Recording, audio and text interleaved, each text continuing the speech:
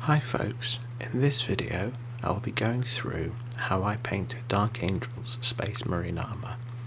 Now this technique is based off volumetric highlighting and can take quite a while to paint, and this is going to be quite a long video. So get yourself a nice cup of tea, and without any further ado, let's cue the music.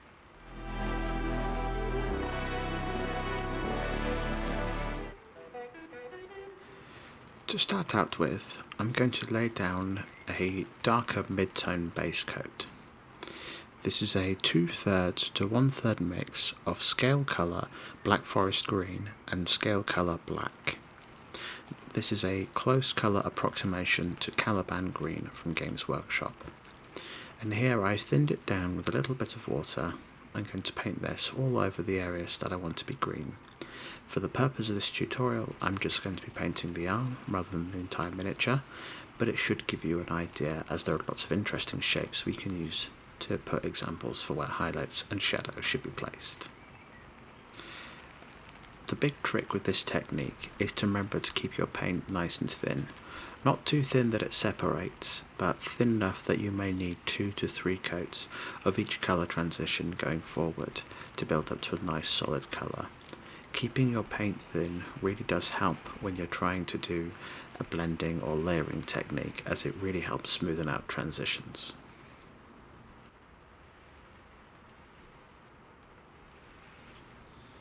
Once the base coat green is a solid finish and has dried, I will then be coming in with a shadow tone for the model.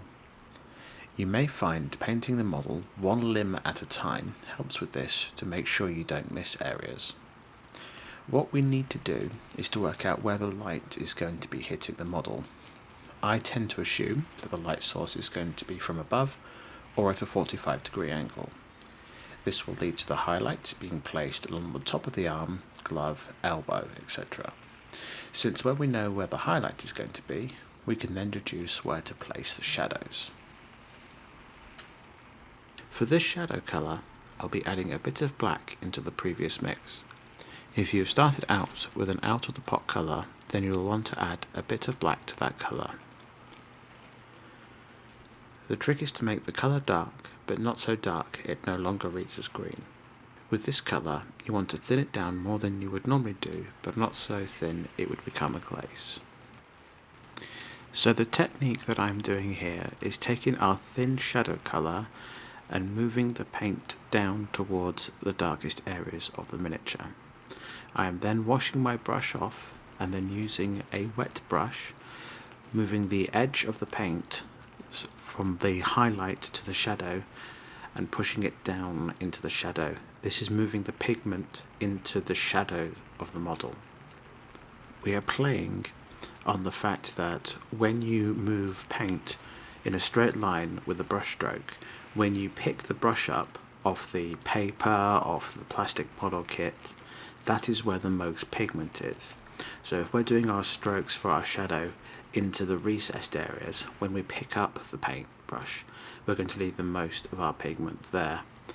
And to ensure that that transition is smooth, we're then using a wet brush. While this new shadow colour is still wet, we're going to be using that to feather out the transition. It is nice to build this up in the soft layers rather than going for a stark straight to a solid colour finish. The more thin layers and the softer you can do this, the smoother the overall finish will look. To really emphasise the areas of the model that are in shadow, you can take this shadow colour mix and paint them into areas that are naturally in shadow, looking at the model in person. So places like the armpit, between the joints, the bit at the inside of its arm that's pressing against its body, the underside of the arm at the back. All of these areas that are naturally in shadow, we can reinforce that with the paint as well. The elbow pad on a Space Marine's armour is a really good example of where we can push contrast with shadows and highlights. What I'm doing here to emphasise the shadows is painting into the corner that is underneath this shoulder pad. So there's a nice split halfway line that goes all the way around the shoulder pad. And I'm painting about that third of that top half underneath the shoulder pad in this shadow colour. And what we're going to do is leave that bit underneath it light, as if we're going to put a highlight, and then do the opposite into the other corner so we get a nice checkerboard pattern. If you really want to expand on this, you can do this a couple of times, but I wouldn't recommend doing more than a couple, because you then start to lose the nice shadow and highlight contrast effect.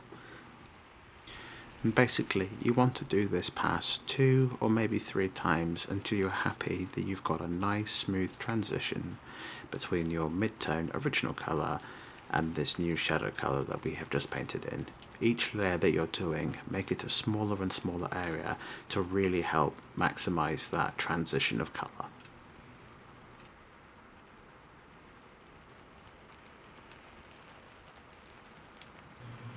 Now that the midtones and the shadows have dried, we can now start working on the highlight. For this, I'm coming in with some black forest green from the Scalecolour, and as you can see, it has been thinned down quite heavily.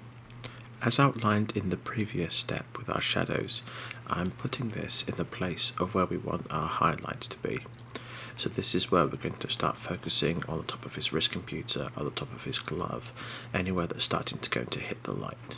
And we're focusing on this being quite thin, and once you apply the small amount, rinse the paint off your brush, and with a wet brush drag it down over to your shadow area. And this will allow us to help maintain a nice smooth transition. And we're going to be looking at doing 2 to 3 coats of this. We don't want it so thin that it's a glaze and we're going to spend doing 10, 14 coats, but thin enough where 2 to 3 coats is going to give us a nice transition. And here we want to start focusing on areas of the elbow pad, of the arm itself, where highlights in the light is actually going to catch. And remember, the trick with this is to take your time, apply a little bit, wait for it to dry, and then coming in with the next layer. The real key is that multiple thin layering technique that allows us to get that lovely transition between a midtone, a shadow, and the start of our highlight. I'm showing this bit in real time so you can see exactly what I'm doing with the brush and the exact consistency of the paint, so you have a really good idea of how this technique is being done.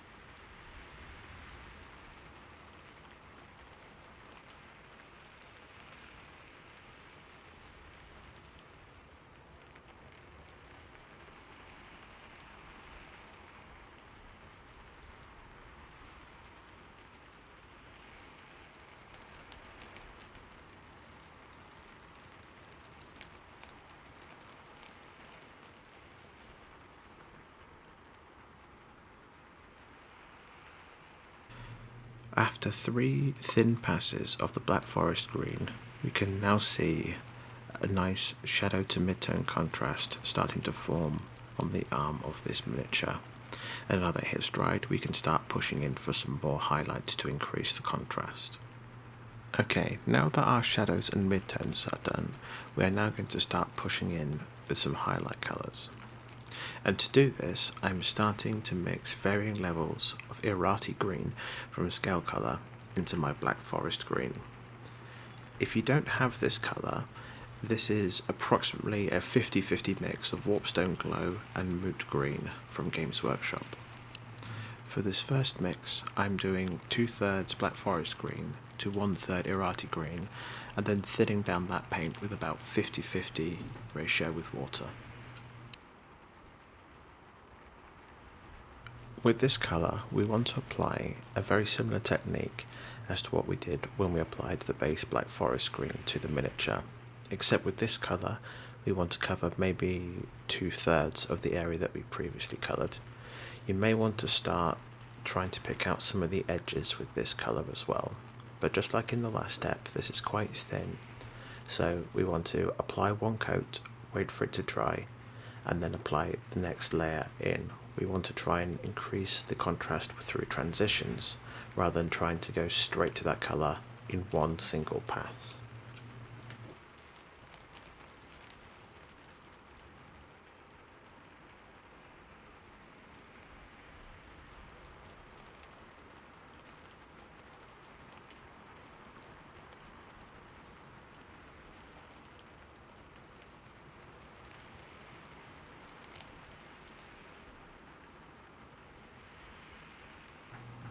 Next, we've added a bit more Irati green to the mix. So this is about 50-50 with the Black Forest green and the Irati green. And just like in the previous step, we're treating this as a thin layer and we're going to cover about 50% of the previous layer. Once again, focusing on keeping the paint thin and working up and building a slow transition between the two colours. With this you'd have a nice refined area with the highlight, and with this you can really start picking out some of the sharper edges and details of the armour.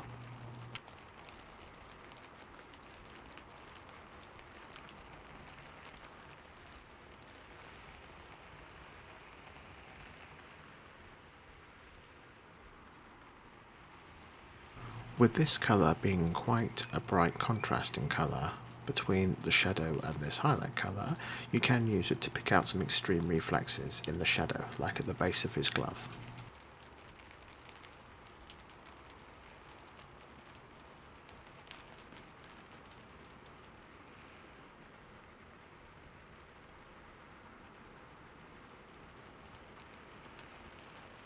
In the last step of the volumetric highlights, we're adding a little bit more Irati green to the mix. This is now where it's about 2/3 Irati green to 1/3 of the Black Forest green. And this is a very small highlight area now. We're doing basically what some might consider a thick edge highlight, but with more of a soft transition. So we're using a wet brush to blend it out rather than doing a big thick chunky line. And I'm using a backwards and forwards motion over some of the wider, flatter panels, and then softening that out with a wet brush so that we get a nice, smooth, transitional fade rather than a, so to speak, edge highlight. You'll probably find that you may only need 1 or 2 layers of this, depending on how much of a transition you have built up in your previous steps.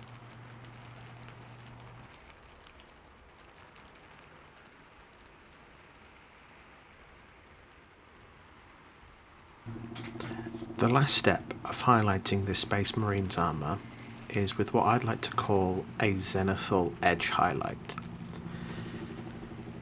Now this differs from the Games Workshop edge highlight that you see on the army painting and heavy metal teams, where they basically treat an edge highlight as if it's a border around every single shape, and let's face it, that doesn't look very natural.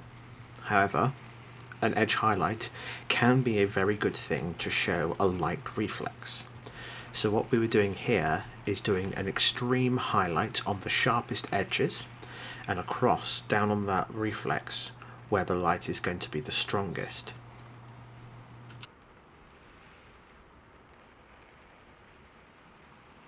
For this I'm using straight up Irati green from Scalecolour, and this is about a 50-50 mix of Warpstone Glow and Moot Green if you want to use Games Workshop paints.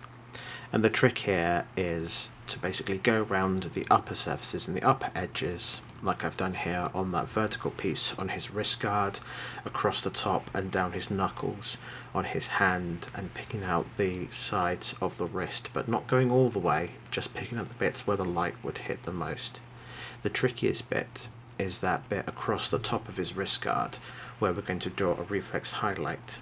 And if you're doing straight line reflex highlights where there is no edge to use the side of your brush on, the trick is to try and hold the model so you are drawing that highlight down.